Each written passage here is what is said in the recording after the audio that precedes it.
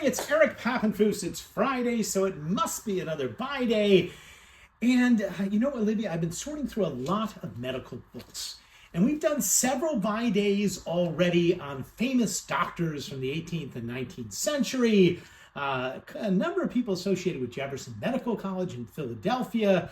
Their work interests me a lot, but I thought today it might be fun if we actually did a buy day about two of the worst doctors from 19th century America. Why? Well, because in a strange twist of fate, they were so bad that their work inspired great works of literature. Interesting, right?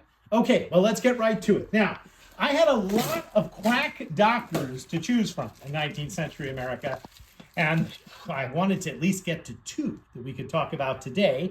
And I chose two that were actually very well respected during their time, not so much today. And it also had to do with the types of books that I was sorting. So the first doctor I want to talk about today was a doctor by the name of Roberts Bartholo. Now, if you come here, you can see we have a whole bunch of books by Dr. Roberts Bartholo.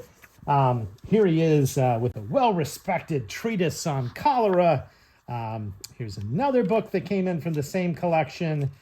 This one is his sort of award-winning lectures on the antagonism between medicines, between remedies and diseases. All sort of pretty interesting, right?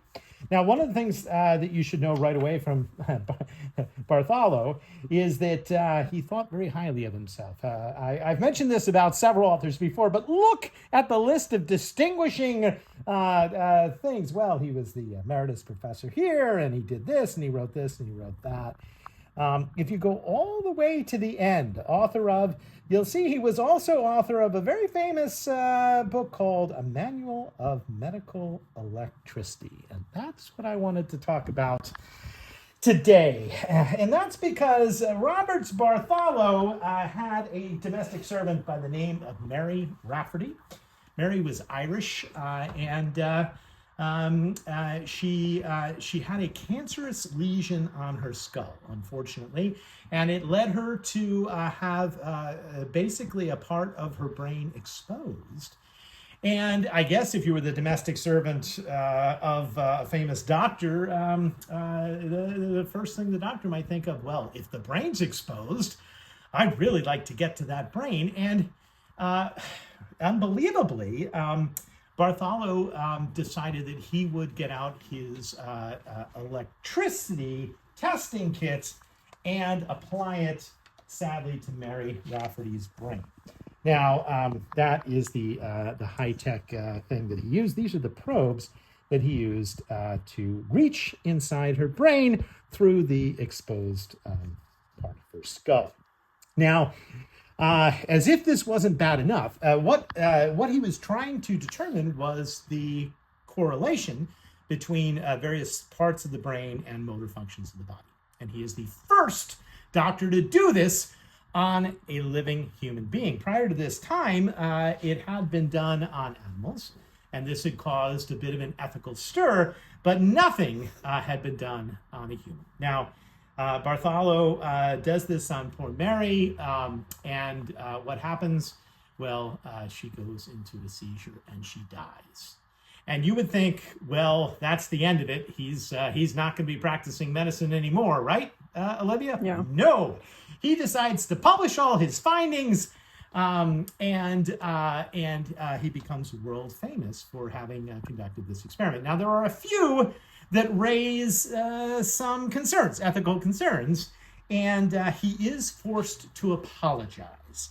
And his apology, which I have here, I will read to you, because once he apologizes, he then gets appointed to the chair at Jefferson Medical College, the most renowned college in Philadelphia for medicine, and he goes on to an even more distinguished career, and then publishes both of these books after he's killed poor Mary.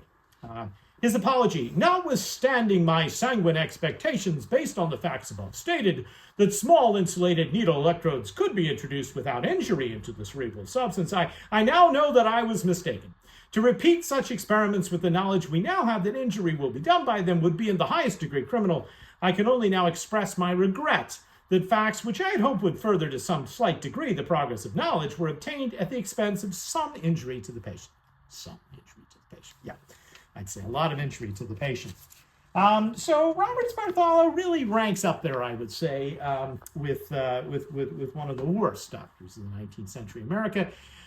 There was one positive offshoot. There were basically, up to this time, as I said, a lot of experiments have been done on animals, none on humans. This was seen as so wrong, so outrageously wrong, especially because Bartholo had no idea that he was going to cure Mary. He was simply doing this for research purposes. He may not have intended to kill her, but he ended up doing that. But it wasn't research to save. It was research for the sake of research. And this had previously only been done to animals up to this point. And there was a movement, especially in the United States and Britain, called the anti-vivisectionist movement, which was about sparing the lives of animals from the cruel torture of experiment. Bartholo basically gave rise to that anti-vivisectionist movement, and you see a lot of reforms start to happen at the end of the century. And you also see a young English author decide to be inspired and write one of his most famous tales. And that's what we're getting to here today, which is that even out of a horrible thing can come a great work of literature. And we have H.G. Wells write a tale called The Island of Dr. Moreau. Are you familiar with this story? Well, Dr. Moreau, based on Bartholo and a couple other doctors that were doing this type of research, basically is a sort of science fiction horror story about a doctor gone wrong who does these experiments on people and animals and ends up sort of creating a hybrid race which gets out of control. It was also turned into an absolutely horrible movie starring Marlon Brando in one of his last roles. Let's see a little clip of that. Look at yourself. I understand that I must be shocking to you. However, I must also point out that I have an allergy to the sun, and that's why I've put this medication on. Look at these people! Look at him! Well, at any rate, let me read you a tiny bit of the end of the story. There it must be, I think, in the vast eternal laws of matter, and not in the daily cares and sins and troubles of men, that whatever is more than animal within us must find its solace in its hope. I hope where I cannot live, and so in hope and solitude my story ends. An early pioneering work of science fiction inspired by a terrible doctor. All right, now I wanted to come up with one more doctor, and I had stacks of books to choose from, Olivia. I could have chosen a doctor by the name of Isaac Baker Brown. I'm just going to show you this one. I did not choose Isaac Baker Brown, but Isaac Baker Brown is a terrible doctor from the 19th century. Like Bartholo, he wrote a lot of books, and look at that underneath his name. But you'll also notice underneath his name, he was the late surgeon for several things, and that's because he lost his license, and he justly lost his license because he believed in the practice of female genital mutilation, which was the cure for everything. So if you needed, if you were stressed or in any type of discomfort, well, he would operate on you, and it was just a disgusting way to treat patients. But I'm going to choose a different doctor, one that we can talk about, and I'm going to choose a different type of book because we also got a book in this week, Olivia, that was not written by a doctor, but instead owned by a doctor. And that doctor's name was Silas Weir Mitchell. And Weir Mitchell is pretty famous for being a doctor who was incredibly well respected at the time because he would create something called the rest cure.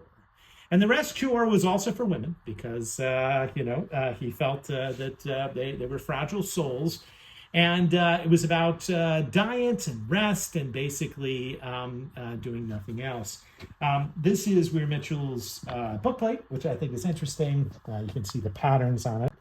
Patterns that sort of are reminiscent of the patterns of, say, a wallpaper, which we'll get to in a moment. And just so you can see the types of books he was reading the medical texts from the generation before. Now, I told you Weir Mitchell Bartholo goes on to teach at Jefferson Medical College, where Mitchell teaches at the University of Pennsylvania and goes to Jefferson Medical College at the time.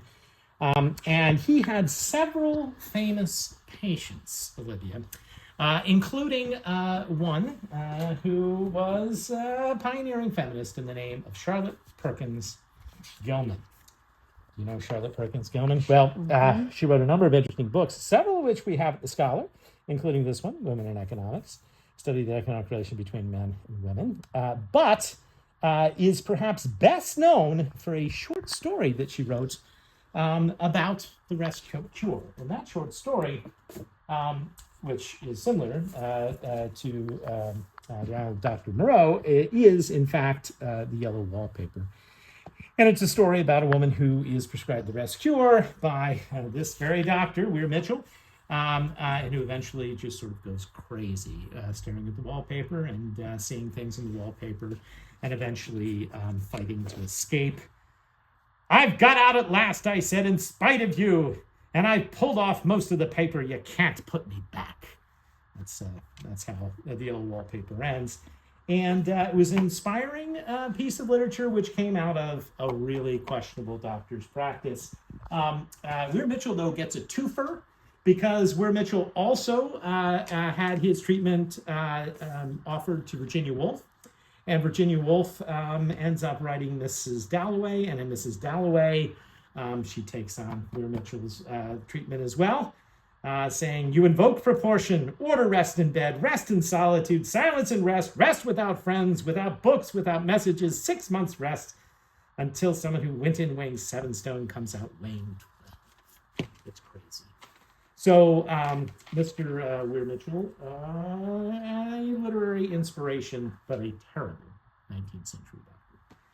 We're going to end with a funny book, and in honor of the doctors, I found this one at a book sale just this past week. I think the title speaks for itself. "You're sharp enough to be your own surgeon." Well, if there's one thing I don't want to be, it's my own surgeon. But if you're inspired, and you want to learn, this is a bit like our famous by-day funny book, Practicing Dentistry, the Genghis Khan Way. That is in the glass case on the American History floor of the Midtown Scholar, if you'd like to learn more about that. But you're sharp enough to be your own surgeon, today's funny book. Well, thanks for watching. Now, I hope you watch next Friday and every Friday at noon for more adventures in the world of books. But next Friday especially, we're going to try something we've never done before, which is a live studio audience for an all-live by day. We'll see how it goes. Until next Friday at noon, I'll see you.